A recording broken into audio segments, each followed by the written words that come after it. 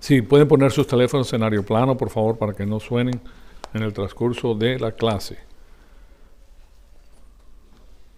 Muy bien, señoras y señores, vamos a iniciar nuestro estudio bíblico correspondiente al día domingo. Estamos haciendo el estudio de lo que es la creación y el diluvio. La creación y el diluvio, temas que son verdaderamente importantes en vista pues de la progresividad que ha tenido el sistema cósmico a través de las Naciones Unidas de impulsar sus programas de evolución.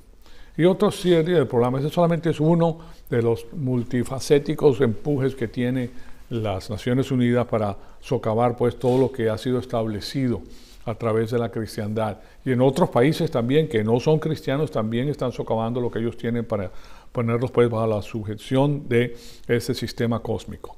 Pues bien, estamos en la lección número 24.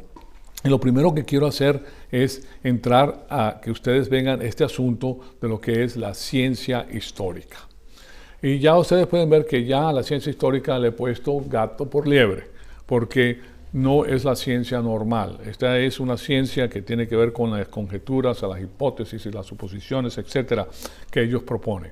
La ciencia histórica no es lo mismo que la ciencia observable. La ciencia observable es la verdadera ciencia, comprobable, estudiable, ¿verdad? Que puedes entrar y puedes ver de qué se trata y puedes duplicar lo que tú ves para corroborar que es verdad. La ciencia observable, entonces se puede observar, validar y reproducir en un laboratorio. Ahora, la ciencia histórica, tanto la ciencia como la geología histórica, lo mismo, se basa en un número de teorías, conjeturas, hipótesis, suposiciones, presunciones que no se pueden observar, que no se pueden comprobar científicamente en un laboratorio, o sea, no se pueden duplicar y para creerlas tienes que hacerlo por medio de fe. Fe en los científicos que las proponen.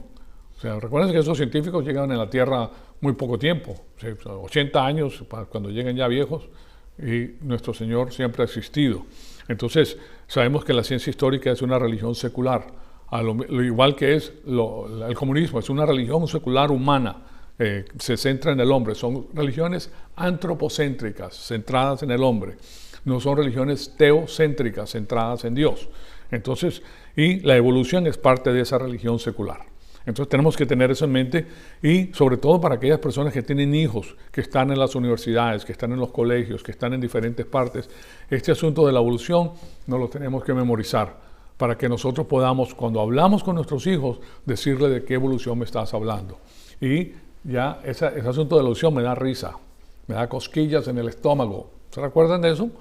Cosquillas en el estómago me hacen, o sea, me hacen reír porque son falsas, son pura mentira. Entonces por eso le puse ese cosquiestoma. Cosquiestoma son las siglas que estamos utilizando para definir lo que es la evolución. Cuando una persona te pregunta si crees en la evolución, depende de qué tipo de evolución me estás hablando. Entonces ahora tú les puedes decir a ellos algo que ellos no saben, porque ellos creen que la evolución es la misma cosa para todo, pero no lo es. Entonces lo único que tienes que recordar es de cosquillas en el estómago, porque cosqui está la evolución cósmica, la evolución química, la evolución estelar, la evolución orgánica y la macroevolución.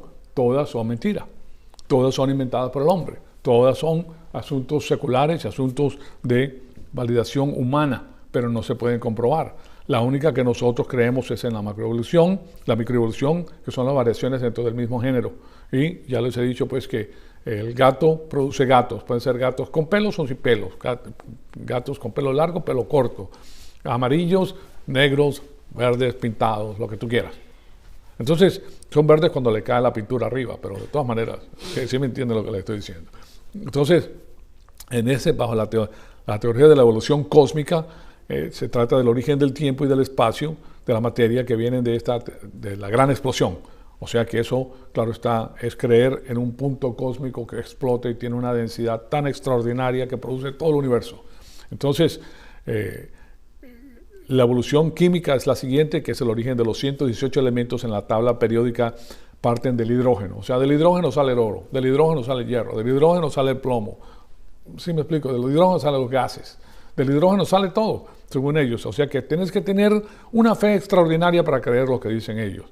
De la evolución estelar, que tiene que ver con el origen de las estrellas o planetas, y como les he dicho, nunca nadie, ningún científico ha visto una estrella comenzar. Y la evolución orgánica, que es el origen de la vida, nada puede nacer de la materia inerte. O sea que si la explosión viene del Big Bang, es de la materia no puede salir vida, es imposible, es demasiado complejo para que ocurra, no importa si tienes millones de años. Y eso es lo que han hecho, que han puesto millones y millones y millones de años para poder producir eso, y claro, ¿quién puede comprobar eso? Y la macroevolución, que es el cambio de un tipo de animal a otro. Entonces, y es animales que están no echándose hacia atrás, ¿okay? Porque eso es lo que pasa. Por ejemplo, el hombre se ha echado hacia atrás. El hombre y la mujer. Antes el hombre duraba mucho tiempo, antes las mujeres eran muy vigorosas. En las épocas antes del diluvio, las mujeres podían vivir 700, 800 años y podían tener 700 hijos.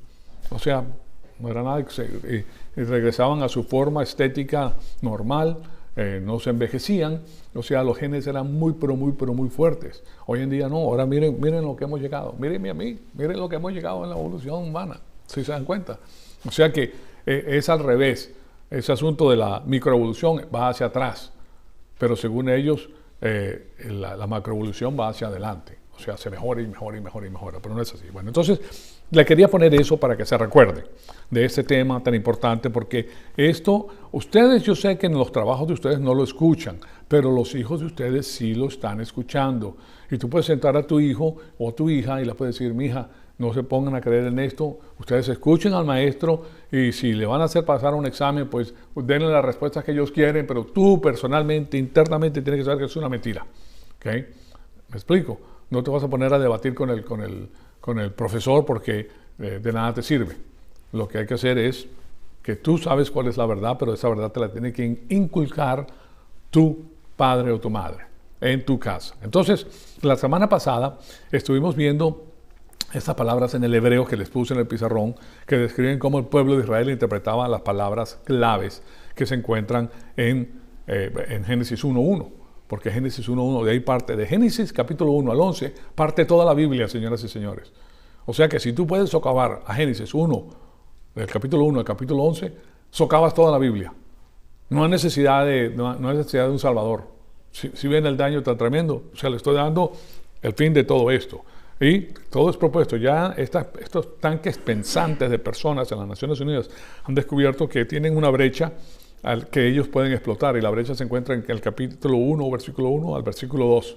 Es en el único lugar que ellos pueden poner todas esas conjeturas que ellos tienen. Entonces, nosotros estamos viendo, porque estamos viendo lo que es la ciencia, y estamos viendo lo que es la creación y el diluvio, donde tienen que estar estas dos cosas, ¿ok? Entonces, las palabras sin orden y vacías indican que la tierra estaba en un estado caótico, y eso indica que algo desastroso había ocurrido. Y en otros lugares en la Biblia esa palabra tohu wa bohu, wa es y, disyuntivo, tiene una connotación de juicio, y en la sintaxis hebrea tohu wa bohu indica un cambio, indica una pausa, una brecha de tiempo. O sea, ese wow disyuntivo, como les dije cuando comenzamos, es un wow que separa la primera oración de la segunda oración. No es la misma cosa, no está continuándola. Entonces, quiero que tengan eso en mente porque es importante. Yo se los he repetido, esta es la tercera vez que se los repito, pero es interesante porque así nos recordamos. Si lo oyen una sola vez, sí, muy bonito, y después nos olvidamos del asunto. Pero estamos hablando de los libros primordiales que respaldan todo lo demás. Segundo, las palabras cielos y tierra son utilizadas para describir un universo que está completo y funcionando. Tercero, la profundidad tiene que ver con una connotación malvada, y después llegamos a través de nuestro proceso hermenéutico a la traducción correcta del versículo 2. Y después, ahora, debido a que estas cláusulas son circunstanciales, dependen en las circunstancias, se relacionan al verbo principal decir, que está en el versículo 3. Eso lo vamos a ver más profundamente en breve, quizás en la segunda clase. Y Génesis 1.3 dice lo siguiente. Y dijo, la palabra es amar, dijo Dios, sea la luz, y fue la luz. Esas tres cláusulas están subordinadas a este verbo principal. Entonces, por eso debemos traducir la información del versículo 2 de esta manera. En el principio Dios creó los cielos y la tierra. Punto. Una frase, una oración, una declaración. Ahora viene lo segundo. Ahora, la tierra llegó a estar. ¿Se recuerdan que le dije que llegó a estar? Pero como está hablando del punto de vista del creador, la tierra estaba sin orden y vacía, y había tinieblas sobre la faz del océano, y el Espíritu de Dios se movía sobre la faz de las aguas. Aquí ustedes pueden ver que son las tres cláusulas. La primera es, la tierra estaba sin orden y vacía. 1. Había tinieblas sobre la faz del océano. 2. Esas son las cláusulas subordinadas. Y tercero, el Espíritu de Dios se movía sobre la faz de las aguas. Ahí tienen las tres cláusulas que se subordinan al verbo principal. Y eso es muy importante porque cuando estudias la Biblia tienes que tener la gramática en la posición correcta. O sea que es muy claro cuando nos basamos en la gramática que tenemos una creación original en el versículo 1 y después de esa separación tenemos algún tipo de introducción del caos entre el versículo 1 y el versículo 2. Y después de ese versículo 3 en adelante nos dice que lo que está sucediendo pues en términos de 6 días, o sea, dándonos una declaración más fidedigna de lo que era la restauración. Entonces, ¿creó Dios el mundo en 6 días? No, lo regeneró en 6 días, pero ya lo había creado previamente. El asunto es cuándo fue que lo creó, y ahí está. Y el otro asunto es cuándo fue la caída de los ángeles. Y sí hay una brecha entre el versículo 1 y el versículo 2. Entonces, de esa forma llegamos a la deducción teológica basados en Job 38, 4, 7. Y en Job 38, 4, 7 tenemos que... perdón, eso se me movió aquí. No, es que... Perdónenme un segundito, es que tenía dos abiertos aquí. Y no tengo que tener 2 abiertos, sino uno solo. Entonces, Job 38, 4, 7 nos dice lo siguiente. ¿Dónde estabas tú cuando yo fundaba la tierra? Hablando con Job. Job ha pasado por unas circunstancias tremendas, ha pasado por el examen de madurez espiritual. Es uno de los 2 exámenes grandes de la madurez espiritual y él ha pasado estos exámenes. Pero Dios está usando sarcasmo con él en estos momentos, haciéndole preguntas porque él se estaba quejando un poquito de ciertas cosas que le estaban pasando. Entonces, ¿dónde estaba yo cuando fundaba la tierra? Házmelo saber. Si tienes entendimiento, o quién determinó sus medidas, porque tú lo debes saber, o quién extendió sobre ella el cordel, sobre quién están afirmados sus cimientos, o quién puso su piedra angular. Todos ustedes pueden ver en lo que concierne a la edificación o la ingeniería de una casa, pues ahí están todo lo que se utilizaba para medir la casa y para construirla. Y él está hablando acerca del globo terráqueo. Y después dice, ¿quién puso la piedra angular? Cuando aclamaban juntas las estrellas del alba y gritaban de júbilo todos los hijos de Dios. Aquí sabemos que todos los ángeles estaban unidos, todavía no había una separación y ellos habían visto la creación original de la tierra. ¿Sí se dan cuenta? Entonces, la pregunta que nos hicimos es, ¿cuándo cayeron Satanás y los ángeles? Y la terminología del juicio que se encuentra en el versículo 2 sugiere que esto tiene que ver con lo que ocurre después de la caída de Lucifer y de los ángeles. Entonces, estaba en estado perfecto la tierra porque Dios hace las cosas perfectas. Y eso lo vamos a ver después porque hay un versículo. O sea, para encontrar esto tienes que ir a las diferentes porciones de la Biblia que te dicen dónde están los versículos que aclaran esto. Porque hay versículos que aclaran esto. La Biblia se defiende a sí misma.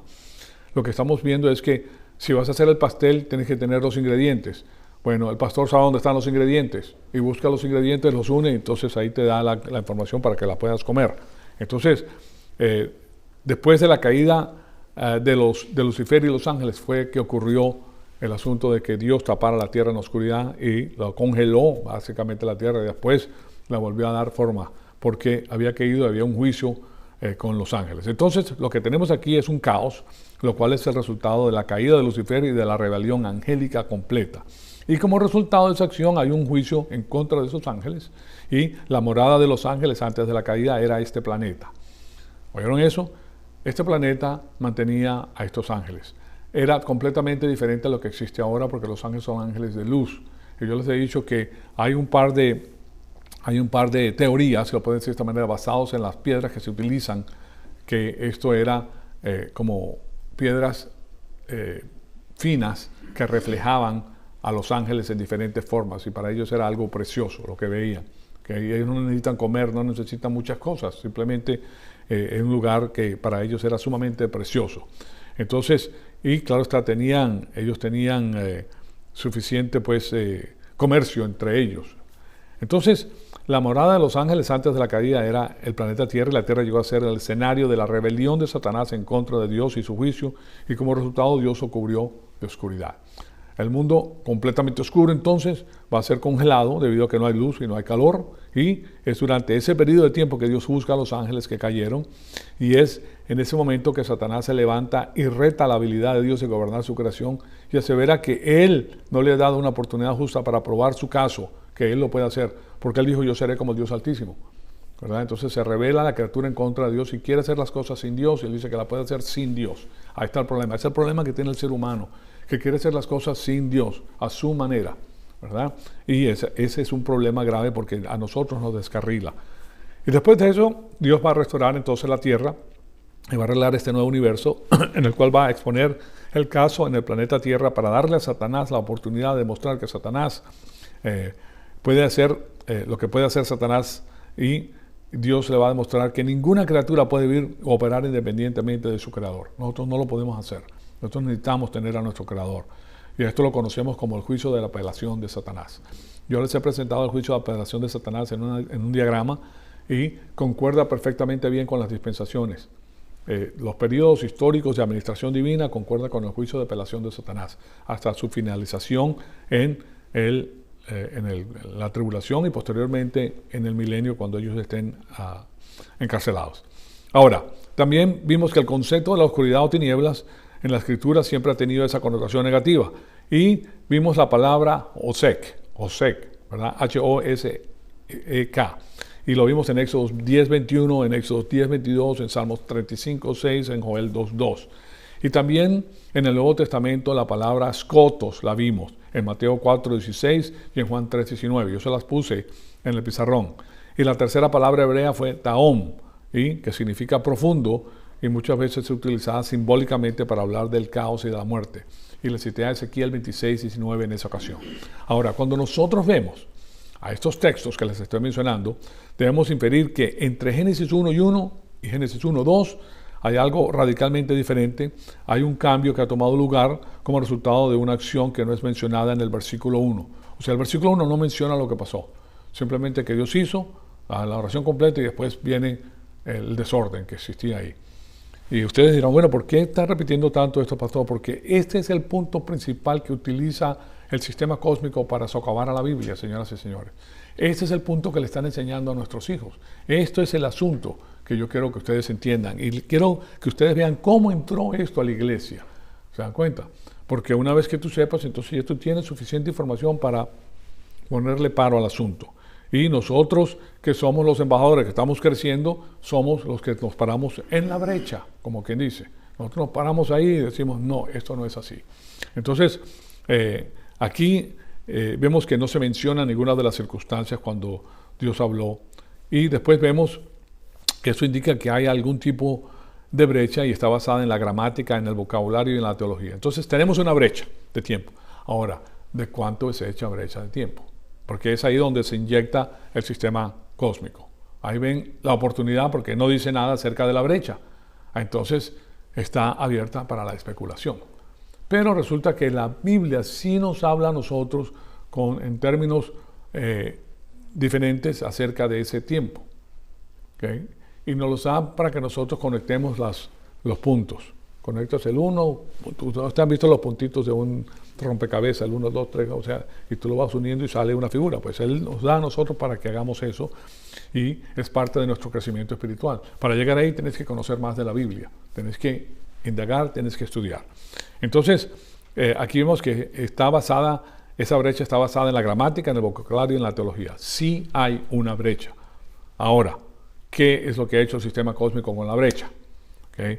Y les comenté que como resultado de los tales avances científicos, entre comillas, para alinearse con la ciencia, algunos teólogos permitieron que la verdad con B chiquita, de los tales llamados descubrimientos de la geología histórica, que produjeron una gran presión sobre la iglesia en esa época, con la verdad bíblica que tenía que adaptarse. O sea, para adaptar esas verdades con la verdad bíblica, para que no hubieran esas discrepancias, esos lugares ásperos entre la religión y el pueblo, ¿okay? Porque eso siempre proponen las cosas de esa manera. Y el mejor lugar para insertar esa diferencia con la ciencia fue en esa brecha, porque ¿cómo se defiende? ¿Verdad? ¿Cómo defiendes la brecha esa? Bueno, la Biblia se defiende, yo les voy a dar a ustedes cómo se defiende, pero para hacerlo tienes que tener mucho conocimiento. O sea, una persona que recién está comenzando no lo puede hacer, no puede defender el asunto porque no conoce ni sabe dónde está. Entonces, de ahí se postula una fecha para la Tierra de 45.000 años. 45.000 años. Ya sabemos que la Tierra tiene aproximadamente unos 6.000 años, 5.900 años, algo así. Pero la ciencia asevera que eso es verdad, que lo que ellos están diciendo es verdad, que tiene 45.000 años y que ellos sabían lo que estaban hablando y que ellos habían interpretado correctamente la edad de la Tierra, que tenemos una Tierra que tiene 45.000 años. ¿De dónde sacan el número? Bueno, solamente ellos lo saben. Pero claro está, esto lo postulan cuando en los años 1700 y pico al final o al 1800, donde no había computadoras. ¿Se dan cuenta? Entonces, ellos no podían llegar ahí, ellos no sabían cómo era, sino que simplemente sacaron una cifra que les pareció a ellas como la cifra buena. Entonces, pero eso no tenía nada que ver con la ciencia observable, porque eso no lo podían ellos corroborar de ninguna manera. Primero que todo, nadie había vivido 45.000 años, nadie estaba ahí para observar eso. O sea que, y claro está, no lo pueden traer a la realización. Pero eso no tenía nada que ver con la ciencia observable, pues entonces que se puede comprobar, y eso tiene que ver con la ciencia histórica. Gato por liebre. Entonces, o sea que el cambio del gato por liebre existe. Y la inyección de estas teorías son hechas por medio del método dialéctico del filósofo George Hegel, que es el que propone la tesis, la antítesis y la síntesis. ¿Okay? Y a lo cual nuestro Señor se refiere como sincretismo, pues que no permitan que las otras naciones paganas o escuchen lo que estas naciones paganas dicen, porque van a traer sus filosofías que van a socavar la Biblia. Claro está que hoy con la sofisticación que existe, porque ahora estamos hablando de ciencia, ese es el nuevo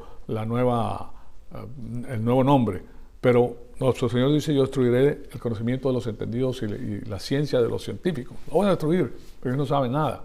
Entonces, este Hegel es el que propone ese asunto de la tesis. Y eso es lo que hacen ellos. Ellos encuentran una pequeña brecha y se meten por ahí. Entonces, bueno, nosotros estamos de acuerdo que hay una brecha.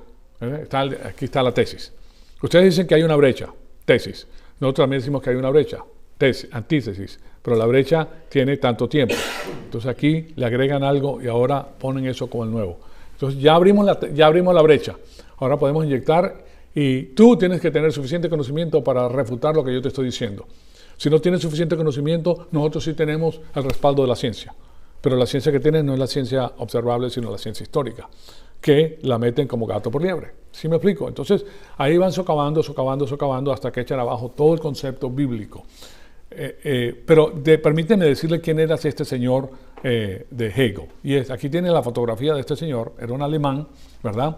Y como pueden ver, nació en Alemania en agosto de 1970 y murió el 14 de noviembre de 1831. ¿Okay? Este es el señor que propone esta filosofía hegeliana. Ahora fíjense quién era este hombre y a quién seguía.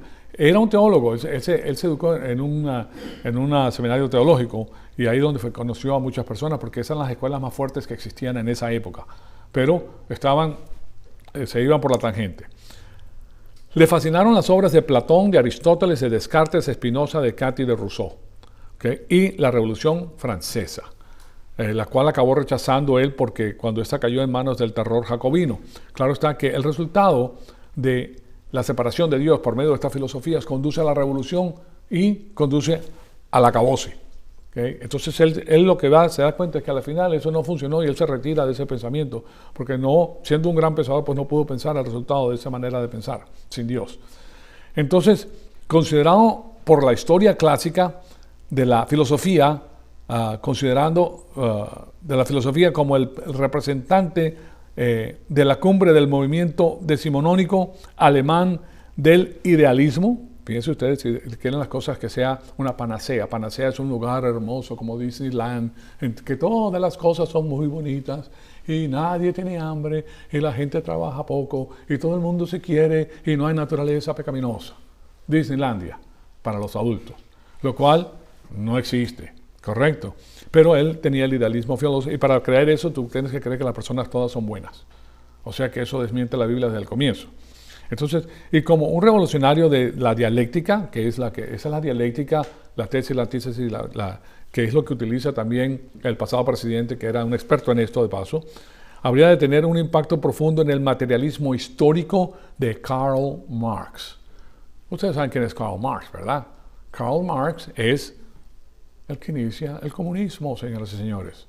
Karl Marx es el proponente del comunismo. Entonces, la relación intelectual entre Karl Marx y Hegel ha sido una gran fuente de interés por la obra de Hegel. Su pensamiento generó una serie de relaciones y revoluciones que van desde la explicación del materialismo marxista, comunista, el preexistencialismo. Ustedes, preexistencialismo. Está el existencialismo y antes del existencialismo, ¿ok? Y estos son nombres que les estoy dando, señores, son los proponentes más fuertes del sistema cósmico, de las Naciones Unidas. Las Naciones Unidas se pegan a todo esto, ellos son los que los suben y le dan premio Nobel a las personas que piensan o desarrollan otro pensamiento basado en lo que estas personas han pensado anteriormente. ¿Okay? Entonces, aquí vemos a Søren Kierkegaard, el escape de la metafísica. Bueno, nosotros sabemos lo que es la metafísica. Él va más allá de la metafísica, o sea, más allá de lo que no se ve. ¿Sí se dan cuenta? O sea que para meterte en ese tipo de viaje mental tienes que pensar mucho y al final termina como terminó otro que está aquí arriba, que es Spinoza, ¿verdad? Que llega a la conclusión de yo pienso y por eso soy. Ya de ahí para allá no puedo más. Porque tú no puedes llegar al tercer cielo porque tú eres una criatura que no tiene suficiente conocimiento. Dios se tiene que revelar. Tú no puedes ir a conocer a Dios por tu propia cuenta. Entonces, Friedrich Nietzsche, otro destructor enorme, Gabriel Marcel, la crítica de la ontología, la ontología es de donde proceden las cosas, de Martin Heidegger, el pensamiento de Jean-Paul Sartre, la filosofía niceyana de George Patil, la dialéctica negativa de Theodor Adorno, la teología de la desconstrucción. Primero tienes que desconstruir para construir. Ahí viene ¿quién? ¿Ustedes han oído hablar de quién? De la ceniza sale el cenit, el pájaro. Para la reconstrucción. Primero tienes que destruir todo para volverlo a construir. Eso es lo que está haciendo y eso es lo que está persiguiendo a las Naciones Unidas. Ellos van a un país y lo destruyen. Miren lo que está pasando en Venezuela. ¿Okay? Lo destruyen. Ellos, la mayor parte de las personas que están en las Naciones Unidas pertenecen al Partido Comunista. Ellos se cambian de nombre. Pero destruyen y después construyen a su manera. De las personas que nacen en el sistema, ellos son parte del sistema, ya tienen otra cosa y ellos tienen el poder. El asunto es quién tiene el poder. Entonces, y lo primero que hacen es quitar a Dios de todos los lugares. Ellos no quieren nada que saber con Dios. Quieren eliminar a la iglesia, pero no van a poder. Entonces, la teoría de la desconstrucción, de nuevo, la teoría de la desconstrucción de Jacques Derrida y la teoría psicoanalítica de Jacques Lacan, el psicoanálisis. ¿Quién creen ustedes que son los mejores psicoanalistas del mundo y psiquiatras del mundo? Los rusos. Los rusos hacen experimentos con personas psicológicos que ustedes ni se imaginan. ¿Okay? De los horrores que ellos hacen para ver cómo la gente funciona. Si se mueren, se mueren. O sea, a ellos no les interesa que la gente se muere, no tienen valor para la gente. Entonces resulta patente en este sentido el impacto que el sistema hegeliano ha tenido en la filosofía continental y en especial la filosofía francesa del último siglo. O sea que este hombre ha tenido un empuje tan fuerte que ha hecho desastres con ese sistema de pensar. Estaba pues, como era muy inteligente y prestó sus servicios al sistema cósmico, básicamente. Pues bien, así es que se penetra entonces este asunto de la teoría en la brecha de los 45.000 años que se presta para la evolución, porque ellos te requieren tener muchísimo tiempo para que las cosas espontáneamente y aleatoriamente o fortuitamente lleguen a formarse en un organismo humano o un organismo viviente, de la nada, de la materia, porque ahí comienzan todos ellos. Entonces yo quiero que vean pues la falacia tan enorme que tiene esta gente, pero la gente se lo cree. Si tú rechazas la verdad, crees la mentira. Así de simple. ¿Okay? Entonces, pero ahora la mentira es muy sofisticada. Entonces la gente si es sofisticada dice, bueno, debe ser verdad, porque mira qué complejo es eso, ¿verdad? Bueno, entonces ya para el final del siglo XIX, lo que se debería decir era que la verdad con B chiquita científica, era que la Tierra tenía 1 millón de años. O sea, pasó de 45.000 años a 1 millón de años, porque ya la brecha se abrió, ya pueden inyectar ahí todo su conocimiento nocivo. Ahora, la nueva verdad, la nueva verdad científica, histórica, ha subido a 300 millones de años en la brecha. O sea que la brecha comenzó chiquita y ahora es como una infección, ¿verdad? Que viene, penetra, un mosquito te pica y ya después comienza y se expande. Y si es una mosca tsetse, pues se te mete adentro y eso te forma ¿cómo le llaman? Orúnculo, que después te destruye, pues si no y eso es lo que ellos hacen. Ellos te inyectan con eso, pero tienen que hacerlo poquito a poquito, no lo pueden hacer de un solo golpe. Entonces el asunto es que ahora han atiborrado millones de años en esa brecha que comenzó con solo 45.000 años. La verdad, de 45.000 años ahora sí pasó por una evolución. Ahora sí pasó por una morfología que la cambió, porque ahora hay más y tienes más tiempo, y lo que pasa es que la gente no sabe, ¿verdad? Pero esa brecha pues está ahí para la comodidad de ellos y la destrucción de la cruz. Y ese sistema está llena de conjeturas, de hipótesis, presunciones, suposiciones, teorías que no pueden ser observadas ni se pueden comprobar científicamente. O sea que constituyen una inserción de la religión secular, de la ciencia histórica, que es patrocinada por las Naciones Unidas. Y esto tiene que ver con el sincretismo, porque Dios le dice a los judíos, recuérdense que no quería que ellos se juntaran con ninguna de las otras naciones, ¿verdad? Porque entonces iban a cambiar de idea, se iban a amalgamar con ellos y iban a cambiar. Eso es lo que ellos están tratando de hacer, que tienen diferentes nombres, pero es el mismo proceso. Entonces, lo que en realidad hicieron pues fue secuestrar la teoría que ya había estado por mucho tiempo y que había sido circulada anteriormente en la iglesia para poder tratar de asimilar o alienarse con los descubrimientos de la ciencia histórica. Ellos querían ponerse en línea, alinearse con la ciencia histórica, porque era una tremenda presión. Resulta que las personas de esa época, las personas de la sociedad, pues les gusta todo lo nuevo. Entonces ellos escuchaban este tipo de cosas y se quedaban al mismo, wow, fíjate lo que ha pasado. Entonces, ¿cómo es posible? ¿Quién tiene la razón? ¿O tiene la razón esta gente o tiene la razón aquella gente? Esta gente te traía una cantidad de evidencia que ellos habían producido que parecía bonita. Entonces, el asunto es que ya nosotros hemos visto que los sistemas de datación pueden ser extremadamente erróneos, defectuosos, pero ellos asumían que esos sistemas de datación eran precisos, pero nada que ver con el asunto. Entonces, por lo tanto, ellos comenzaron a cambiar las interpretaciones de la escritura para encajar con las conclusiones de la ciencia histórica. Señoras y señores, ahí está. Pero ahí tenemos algunos problemas básicos y fundamentales con ese punto de vista. Y como les comenté la semana pasada, primero que todo, si tenemos algún tipo de raza preadámica, o sea, una raza que existió antes de Adán, ¿verdad? Y toda esa vida animal antes de Génesis, como los grandes dinosaurios y todos esos animales que se han descubierto, huesos de esos animales. ¿Okay? Fíjense en esto porque sí se han descubierto. Y ustedes sí van a los museos y van a ver que ellos han podido reestructurar el esqueleto de estos animales. Y sí están ahí y sí son de verdad, ¿verdad? ¿Okay? Entonces, cuando tú ves eso, bueno, entonces, ¿qué pasó? La ciencia dice que eso existió hace 200 millones de años atrás. ¿Okay? Y la Biblia dice que no. Entonces, ¿qué pasó aquí? ¿Cuál es el problema? ¿Se dan cuenta? Entonces los niños se van a confundir, incluso los adultos que no tienen suficiente conocimiento se confunden. Entonces, ¿cuándo ocurrió el juicio y qué pasó con toda esa vida que existía? Si esa vida animal y los hombres existieron antes de Génesis 1 o 2, entonces, cuando ocurrió el juicio, ¿dónde quedó toda esa vida? Murió, ¿verdad? Bueno, eso presenta algunos problemas serios con la teología. ¿Por qué? Bueno, aquí viene la defensa bíblica de la propia Biblia. En 1 Corintios 15, 21 al 22 nos dice, porque ya que la muerte entró por un hombre, y también por un hombre vino la resurrección de los muertos, porque así como en Adán todos mueren, pues también en Cristo todos serán vivificados. Entonces aquí nos acaba de decir que en Adán es que mueren todos. Y si el hombre preadámico murió, entonces lo que dice la palabra de Dios es mentira, ¿verdad? Entonces, y si es mentira, entonces en Cristo no puede ser vivificado porque él no tiene que ver nada con el asunto. Se dan cuenta del ataque, es un ataque muy sutil. Se presenta como científico, pero al final termina socavando la palabra de Dios. Para poder hacer eso tenemos que prestarle atención al contexto del capítulo 15, que es la resurrección física. Estamos hablando de una resurrección física.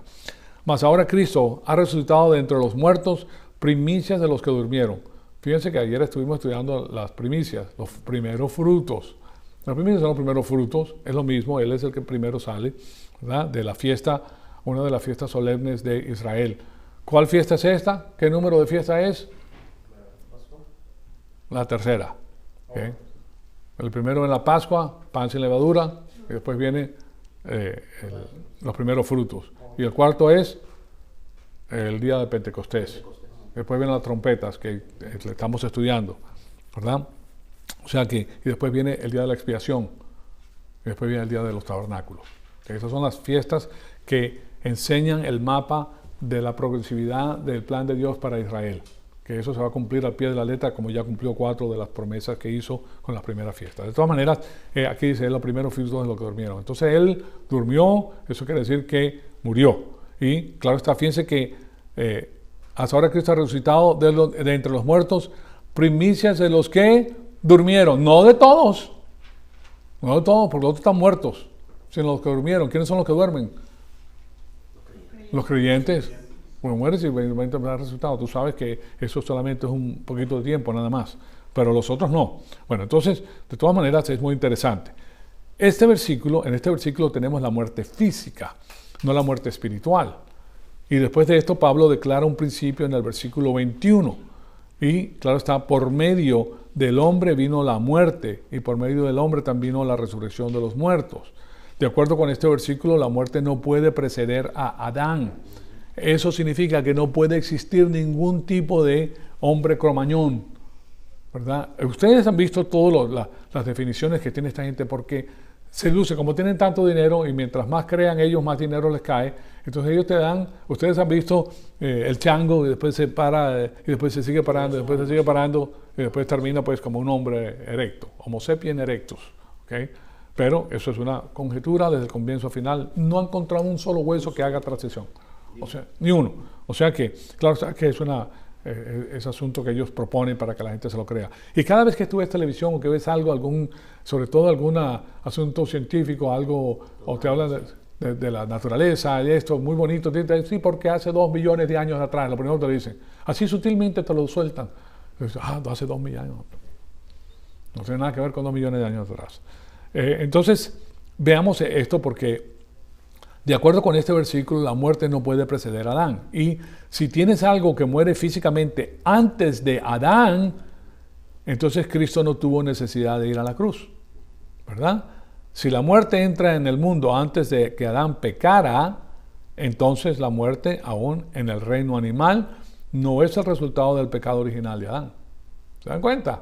Y claro está, eso significaría que la cruz no era necesaria, y como pueden ver, pues es una herejía, y este es el motivo por el cual la evolución es un ataque sutil en contra de la necesidad de la cruz. Se va en contra de la cristiandad y es el arma más poderosa, una de las más poderosas que tiene el sistema cósmico de Satanás. El sistema cósmico de Satanás utiliza eso para socavar la cruz. Y eso, si tú le comienzas a enseñar a los niños eso desde chiquititos, ya tú los grabaste a ellos con esa mentira. Y para que la palabra de Dios quite esa mentira, eso necesita mucho cincel. Y que la persona se presente a la iglesia. ¿Y cuántas personas se presentan a la iglesia? ¿Se dan cuenta? Y si los padres no hacen su labor de enseñarles, se te fueron los hijos. ¿Okay? Ahí a tus manos. Hay muchas personas que quieren hacer el bien al mundo, pero se olvidan de tus hijos. Y la salvación de tus hijos y la cosa que es importante para ellos. Entonces, además, si hubo muerte física antes de Génesis 1, 2, y los fósiles estuvieron ahí, bueno, si se mueren, pues ahí tienen que haber los fósiles, ¿verdad? Entonces, la contención es que Adán fue puesto en un medio ambiente perfecto, pero en un medio ambiente perfecto sobre un cementerio. Entonces no es tan perfecto el ambiente, ¿verdad? Y eso no es un medio ambiente perfecto. Entonces, para que se formen los fósiles, la contención es que puede haber 2 catástrofes. Fíjense lo que se propone ya, pues, dentro de este asunto. Una antes de Génesis 1.2, por eso es tan importante Génesis 1.1 y 1.2. Uno ocurre antes de Génesis 1.2, en la brecha, en esa brecha. Y la otra es después del diluvio. ¿Ok? Pero claro está que es imposible que eso ocurra de esa manera. Los fósiles que se han encontrado no siempre siguen el mismo patrón. ¿Ok? Los fósiles están mezclados. Están mezclados los chiquitos con los grandes.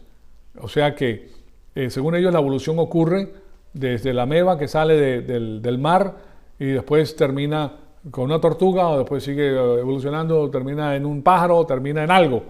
Pero no, los fósiles todos están mezclados. O sea que no hay evolución. Ahí cada quien tiene su propia clase, si se dan cuenta.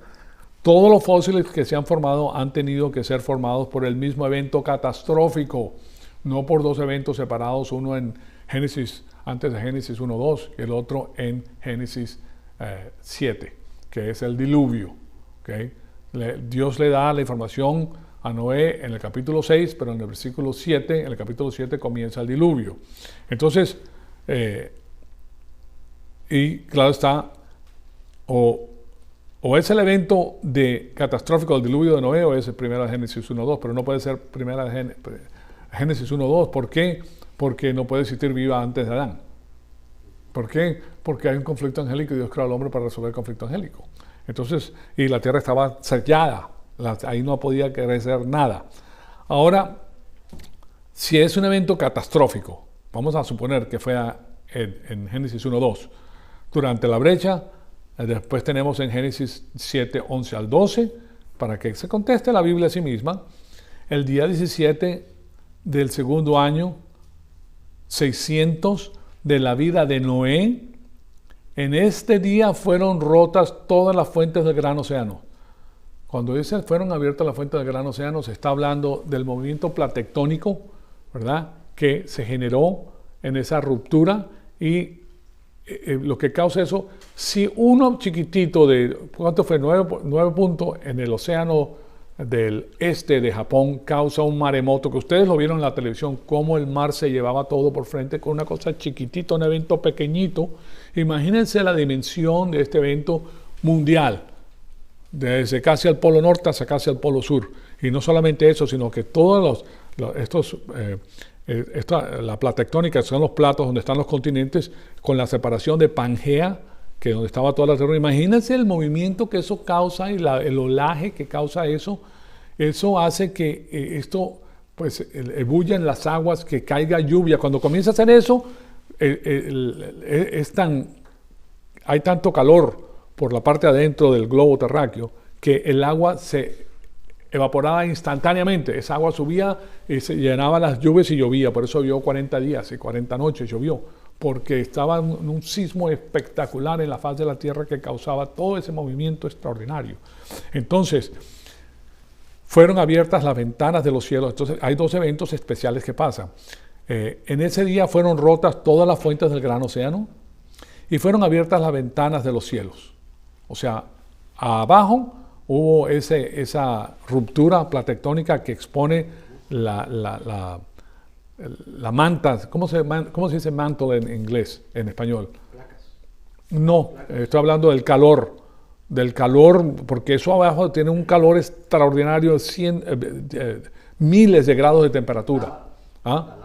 Sí, de ahí sale la lava, sí. Entonces eso se toca el agua y ya saben con lo que pasa cuando toca el agua. Entonces, y después fueron abiertas las ventanas de los cielos y hubo lluvia sobre la tierra durante 40 días y 40 noches.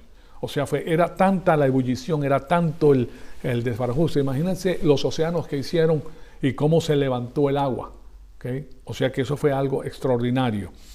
Y después de esto, nos dice en Génesis 17 al 24. Bueno, vamos a parar aquí. Yo les voy a repetir esto en la segunda clase porque esto es muy interesante. Porque la Biblia te está dando la información que necesitas saber. Hubo un evento catastrófico. Hubo un evento catastrófico entre Génesis 1:1 y 2 y un evento catastrófico en Génesis 7. ¿Okay? ¿Cuál de los dos eventos fue el que producen estos fósiles? El segundo. ¿Ah? Correcto, pero eso es lo que vamos a ver. Vamos a poner toda la información necesaria para que nosotros tengamos eso en nuestra mente. Bueno, ahí culminamos. Amado Padre, te damos las gracias por este privilegio que nos has dado de escuchar tu palabra. Te pedimos que el Espíritu Santo nos siga retando, Señor amado, para seguir creciendo y para conocer estas cosas tan importantes, tan interesantes para nuestra vida espiritual. Te pedimos todo esto para la gloria y la honra de nuestro Señor Jesucristo. Amén.